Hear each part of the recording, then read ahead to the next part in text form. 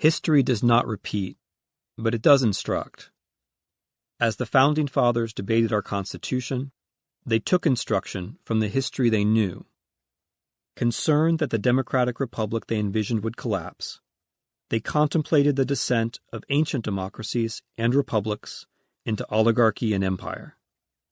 As they knew, Aristotle warned that inequality brought instability, while Plato believed that demagogues exploited free speech to install themselves as tyrants.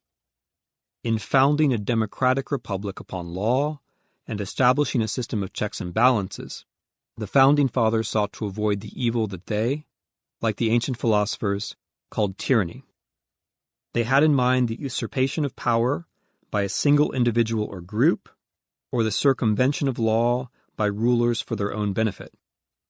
Much of the succeeding political debate in the United States has concerned the problem of tyranny within American society, over slaves and over women, for example.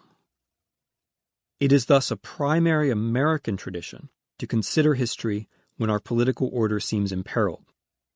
If we worry today that the American experiment is threatened by tyranny, we can follow the example of the Founding Fathers and contemplate the history of other democracies and republics. The good news is that we can draw upon more recent and relevant examples than ancient Greece and Rome. The bad news is that the history of modern democracy is also one of decline and fall. Since the American colonies declared their independence from a British monarchy that the founders deemed tyrannical, European history has seen three major democratic moments: after the First World War in 1918, after the Second World War in 1945, and after the end of communism in 1989. Many of the democracies founded at these junctures failed, in circumstances that, in some important respects, resemble our own. History can familiarize and it can warn. In the late 19th century, just as in the late 20th century, the expansion of global trade generated expectations of progress. In the early 20th century, as in the early 21st, these hopes were challenged by new visions of mass politics, in which a leader or a party claimed to directly represent the will of the people. European democracies collapsed into right-wing authoritarianism and fascism in the 1920s and 1930s. The Communist Soviet Union, established in 1922, extended its model into Europe in the 1940s. The European history of the 20th century shows us that societies can break, democracies can fall, ethics can collapse, and ordinary men can find themselves standing over death pits with guns in their hands. It would serve us well today to understand why.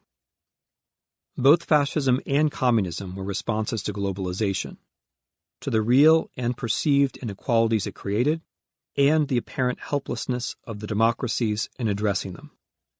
Fascists rejected reason in the name of will, denying objective truth in favor of a glorious myth articulated by leaders who claimed to give voice to the people.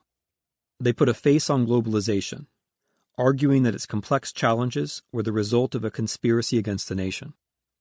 Fascists ruled for a decade or two, leaving behind an intact intellectual legacy that grows more relevant by the day.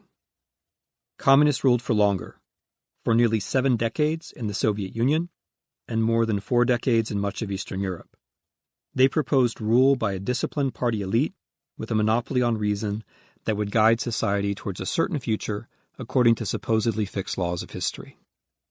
We might be tempted to think that our democratic heritage automatically protects us from such threats. This is a misguided reflex. In fact, the precedent set by the founders demands that we examine history to understand the deep sources of tyranny and to consider the proper responses to it. Americans today are no wiser than the Europeans who saw democracy yield to fascism, Nazism, or communism in the 20th century. Our one advantage is that we might learn from their experience. Now is a good time to do so. This book presents 20 lessons from the 20th century, adapted to the circumstances of today.